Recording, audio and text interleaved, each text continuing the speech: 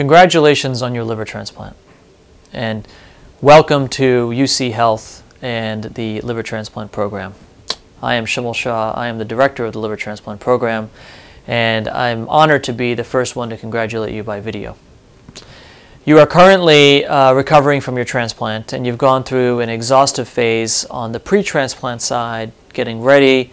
You may have been very sick going into the transplant, or you may have come in from home. But either way, the process is complicated, and unfortunately, it gets even more complicated now as we have to talk about how to take care of your liver, how to recover from major surgery, and what things to expect and what things to do and not to do after your transplant. All these things make liver transplantation very complicated, and it's one of the reasons why it is the biggest surgery that we do, and is the one surgery that leads to the most readmissions back to hospitals, the most appointments and visits after the surgery, and leads to a lot of complexity.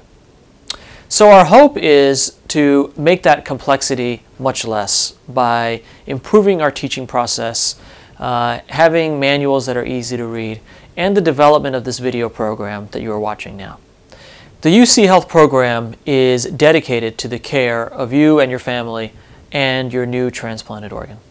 Our only goal is to make sure that you have a good outcome, and we will do everything we can towards obtaining that outcome and making sure that your experience is as smooth as possible. In this series of videos, you will be seeing many of my colleagues and partners in the transplant program, many of you whom you probably already know from the pre-transplant side. Dr. Keith Luckett is our transplant infectious disease doctor, who will be talking to you about the infectious risks and the infectious complications after transplant and what to watch out for, all from an infection standpoint. Garrett is our physician assistant on our inpatient team, who will talk to you about how to manage your wound, how to take care of it, what to look out for, what's not necessarily a problem with wounds, and what are other parts of your body that may be affected by the transplant surgery. That's a really important topic because many of the other doctors that you deal with at home and stuff may not know as much about the transplant surgery and the incision, and so that talk will be kind of giving you a nuts and bolts on what to expect and how to heal your wound appropriately. Tiffany Kaiser and Nick Parrish are two of our pharmacy docs, and they're going to be talking to you about the medications that you're going to be on now. These medications will be related to immunosuppressant medications as well as other medications that help counteract some of the side effects of those medications.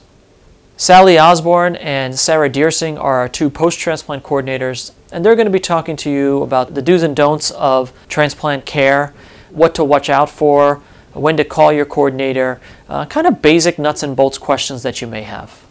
These are common things that we've experienced over time where it's almost like we wish we had told you before you went home about things to look out for. Bev Borges is our nutritionist, who you probably knew from the pre-transplant side. She'll be talking to you about all the nutritional things that now will actually be very different than they were pre-transplant. Now it's going to be a lot about taking in calories, regaining muscle mass, and so you're going to have to rework a lot of your thinking about this process, and so she's going to help you with that.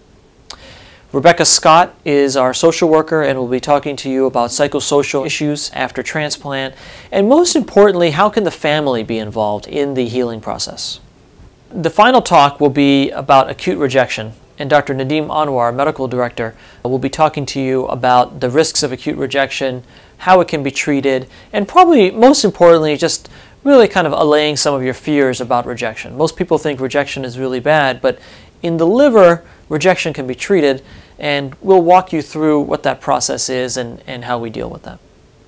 In closing, I want to say congratulations again for your successful transplant, and thank you for using UC Health as your liver transplant program.